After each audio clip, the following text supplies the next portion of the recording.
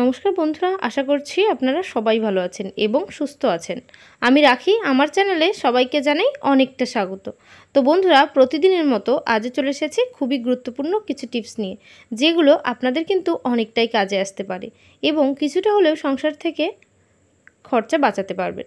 তো আমি চলে এসেছি প্রথম টিপসে আমাদের বাড়িতে এমন অনেক প্যাকেটজাত খাবার আছে, যেগুলো যেমন সুজি, ছাতু, এমন চিনির প্যাকেট থাকে, লবণের প্যাকেট থাকে। এই প্যাকেটগুলো খোলার পর দেখবেন আমরা কি করি, সেই জিনিসটা তো ব্যবহার করি, আর এই প্যাকেটের মধ্যে যদি কিছুটা পরিমাণ সেই খাবারটা থেকে যায়, তো আমরা একটা রাবার ব্যান্ডের সাহায্যে এটাকে আটকে রেখে দিই। ওইভাবে রাখলে কিন্তু হবে না, ওর মধ্যে হাওয়া বাতাস যাবে, খাবারটা দলা পাকিয়ে নষ্ট হয়ে যাবে। তো কিভাবে সেটাকে সিল করব একদম নতুনের মতো, এখানে আমরা কিন্তু চাকুটাকে গরম করে নিচ্ছি।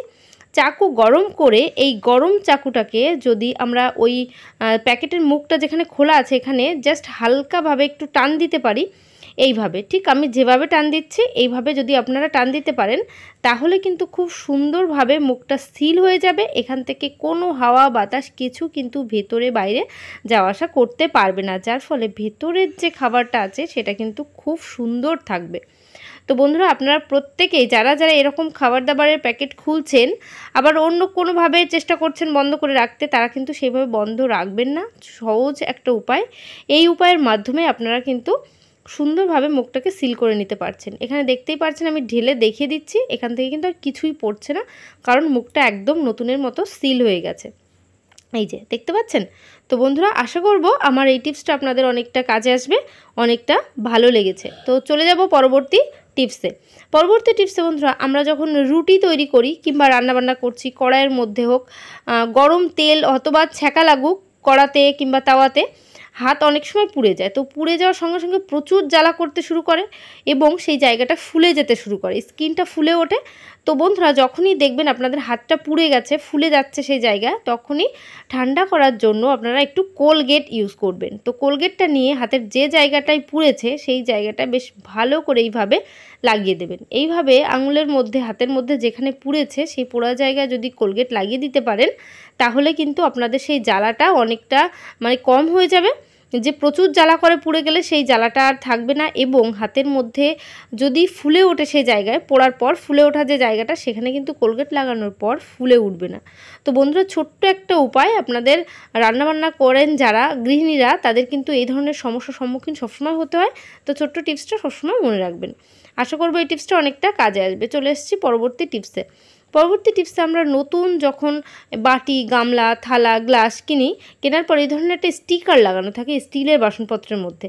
তো এই স্টিকারগুলো তোলা কিন্তু অনেকটা টাফ ব্যাপার। যদি আমরা নখ দিয়ে খুঁচে খুঁচে তুলতে যাই, তাহলে কি হয়, ছিঁড়ে ছিঁড়ে একটু একটু করে ওঠে। তো বন্ধুরা, এইভাবে যে ছিঁড়ে ছিঁড়ে একটু একটু করে উঠছে, এটার ফলে জিনিসটা দেখতে খারাপ লাগে, স্টিলের মধ্যে একটা আঠা থেকে যায়। তো এই যে একটা সমস্যা, সেই সমস্যা থেকে কিভাবে রেহাই পাবেন, যখনই নতুন কোনো স্টিলের বাসনপত্র কিনবেন, আপনারা কি করবেন, একটু গরম জল করে নেবেন। সেই গরম জল আপনারা কিন্তু সেই স্টিকারের মধ্যে, সেই পাত্রের মধ্যে দিয়ে দেবেন।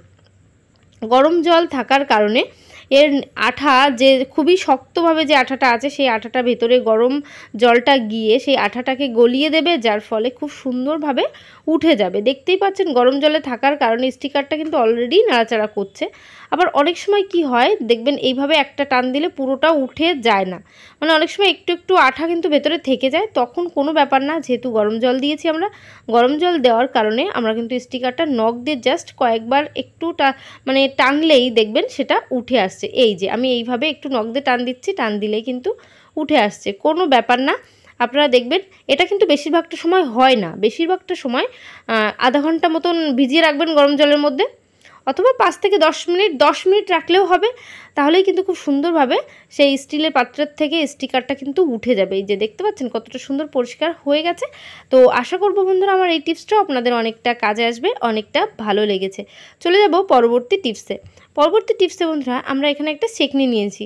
সেকনির ব্যবহার আমরা যেমন দুধ ছেঁকছি, চা ছেঁকছি, যারা রেগুলার চা খান তাদের সেকনির মধ্যে না কালো কালো স্পট পড়তে শুরু করে দেয়। কেন স্পট পড়ে? কারণ ওই চায়ের টুকরো এমন দুধের যে সমস্ত সর হয়, অনেক কিছু টুকরো টাকরা কিন্তু এই ছেঁকনির মধ্যে আটকে যায়। তো যখনই ছেঁকনির মধ্যে এরকম দীর্ঘদিন ধরে চা খাচ্ছেন, চায়ের টুকরোগুলো আটকে যাচ্ছে, কিন্তু ওই ছিদ্রগুলো বন্ধ হয়ে যায় আস্তে আস্তে, তো অনেকটা সমস্যা হয়। তো আপনারা কি করবেন যার ফলে ছেঁকনিটা নতুনের মতো আবারও পরিষ্কার করে নিতে পারবেন? এখানে একটা মাটির প্রদীপ নিয়ে নিয়েছি। মাটির প্রদীপ আমি ধরিয়ে নিচ্ছি। ধরানোর পর এই প্রদীপটাকে ছেঁকনির নিচেই বেশ ভালো করে আগুনের তাপ দেব। কেন তাপ দেব? কারণ এই ছেঁকনির মধ্যে যেখানে যেখানে খাবারের টুকরোগুলো আছে সে সমস্ত খাবারের টুকরোগুলো সুন্দরভাবে পুড়ে যাবে। তো আপনারা যে কোনো মানে ছেঁকনির মধ্যে যে কোনো ধরনের জিনিস আটকে আছে পুড়ে, মানে সেগুলোর কারণে ছেঁকনি থেকে ভালো ছেঁকা যাচ্ছে না, চা হোক দুধ হোক, তো এই কাজটা করবেন। আর এখানে যে আগুনের তাপটা লেগে যে কালিটা পড়ছে, আপনারা একদম চিন্তা করবেন না যে নতুন একটা পাত্র আমাদের কালি কালি হয়ে যাচ্ছে, কোনো ব্যাপার না, সেটাও কিন্তু খুব সহজে উঠে যাবে, এটাও আমি দেখিয়ে দেবো। আর এই যে ধোঁয়া উঠছে কেন বলেন তো, এখানে কিছু কিছু পার্টিকেল আটকে আছে খাবারের, সেগুলো কিন্তু পুড়ে যাচ্ছে, পোড়ার সঙ্গে সঙ্গে ওইভাবে ধোঁয়া সৃষ্টি হচ্ছে। এইবার এইভাবে তাপ দেওয়ার পর যে ছেঁকনিটা যে কালো কালো পুড়ে গেল, এই জায়গাটার কি হবে? এই জায়গাটাকে কিছুই করতে হবে না, একটা ব্রাশের সাহায্যে বেশ ভালো করে ঘষে নিতে পারবেন। ব্রাশের সাহায্যে আমরা এখন কিন্তু এই ছেঁকনিটাকে ঘষে নেব।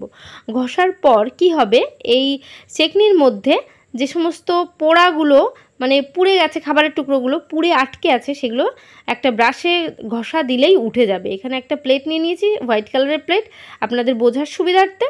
এখন ওই কালিগুলোকে আমি ব্রাশের সাহায্যে ডলে নিচ্ছি। এইভাবে ডলতে লাগলে ব্রাশের সাহায্যেই ছেঁকনির মধ্যে যে সমস্ত খাবারের টুকরোগুলো আছে খুব সুন্দরভাবে এখানে খাবারের টুকরোগুলো কিন্তু পড়ে যাবে। আমাদের ছেঁকনি নিয়ে আর কোনো চিন্তা করতে হবে না। আর এখানে মাটির প্রদীপটাই কেন ইউজ করলাম, কারণ ছেঁকনির সাইডে এখানে স্টিল আছে, স্টিলে যদি কোনো পোড়া কালো কোনো এমন দাগ থাকে যেটা উঠাতে পারছেন না, সেটা কিন্তু ওই মাটির প্রদীপ দিয়ে ঘষলে খুব সহজেই উঠে যাবে। তো বন্ধুরা, এখানে আমি কিন্তু এই যে দেখতে পাচ্ছেন কতটা এই যে কালো কালো টুকরোগুলো পড়েছে, এগুলো কিন্তু খাবারের যে কোনো ছোটো ছোটো টুকরো। তো এইভাবে পুড়িয়ে নেবেন, তাহলে ছেঁকনির সমস্ত সমস্যার সমাধান হয়ে যাবে। আশা করছি বন্ধুরা এই টিপসটাও অনেকটা কাজে আসবে, অনেকটা ভালো লেগেছে। তো চলে যাবো পরবর্তী টিপসে। পরবর্তী টিপসে এখানে আছে একটা বেল্ট। তো এই ধরনের বেল্ট বাচ্চা হোক বড় হোক সবাই আমরা ব্যবহার করি। দেখবেন কিছুদিন নতুন অবস্থায় তো বেল্টটা খুবই চকচকে থাকে, কিছুদিন ব্যবহার করতে করতে গ্লেজটা কিন্তু কমে যায়। তো তখন অনেকটা সমস্যা মনে হয়, তো আমরা কীভাবে গ্লেজটা ফিরিয়ে আনবো? এখানে একটু তুলো নিয়ে নিয়েছি আর একটু ভেজলিন নিয়ে নিয়েছি। ভেজলিনের মধ্যে এইভাবে তুলোটাকে ডিপ করে নিয়ে এই ভেজলিনটা দিয়ে যখনই আমরা এই বেল্টটাকে ডলে নেব, একদম নতুনের মতো হয়ে যাবে। তো বন্ধুরা, এইভাবে কাজটা করেন, আপনাদের কিন্তু অনেকটা উপকার হবে। দুটো বেল্টের দুটো সাইড আমি এক জায়গায় করে দেখিয়ে দিলাম কতটা সুন্দর গ্লেজ হয়েছে, পরিষ্কার হয়েছে, আর একটা সাইডে গ্লেজ একদমই নেই। তো বন্ধুরা, আশা করব এইভাবে আপনারা যদি কাজটা করতে পারেন আপনাদেরই অনেকটা উপকার হবে। এবার এইভাবে গুটিয়ে রেখে দেবেন, তাহলেই আপনাদের সমস্যার সমাধান হয়ে যাবে। আশা করছি বন্ধুরা আমার এই টিপসটা আপনাদের অনেকটা কাজে এসছে, অনেকটা ভালো লেগেছে। যদি ভালো লাগে অবশ্যই একটু কমেন্ট করে জানাবেন। তো আজকের ভিডিও আমি এখানে শেষ করছি। সবাই ভালো থাকবেন, সুস্থ থাকবেন। তো বাই, টাটা।